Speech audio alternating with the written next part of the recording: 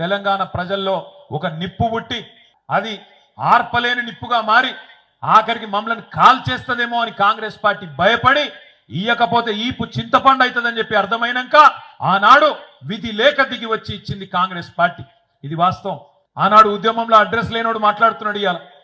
ఆనాడు తెలంగాణ ఉద్యమంలో మన మీదకి తుపాకీ తీసుకొచ్చినోడు ఇవాళ మాట్లాడుతున్నాడు.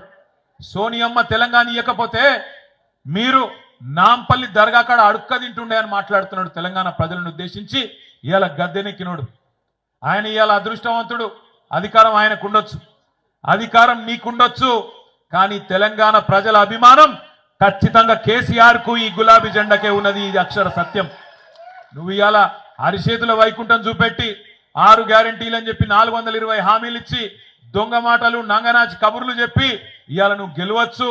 కానీ ఒక్కటి మాత్రం వాస్తవం బిడ్డ, ఏ రోజుకైనా ఏనాటికైనా తెలంగాణ చరిత్ర రాసిన రోజు కేసీఆర్ గారు హిమాలయాల పర్వతమంతా ఎత్తున ఉంటే కనీసం నువ్వు ఆయన కాలి గోరికి కూడా సరిపోని పాత్రలో ఉంటావు అనేది అక్షర సత్యం. ఇలా ఏ ఊరికన్నా పోదాం, ఏ ఊరికన్నా పోదాం, ఏ తాండ కన్నా పోదాం, ఏ బస్తీ కన్నా పోదాం, ప్రజలు ఏమనుకుంటున్నారో నీ సంవత్సరం పాలన గురించి ఒకసారి తెలుసుకో దమ్ముంటే నేను అడుగుతా ఉన్నా.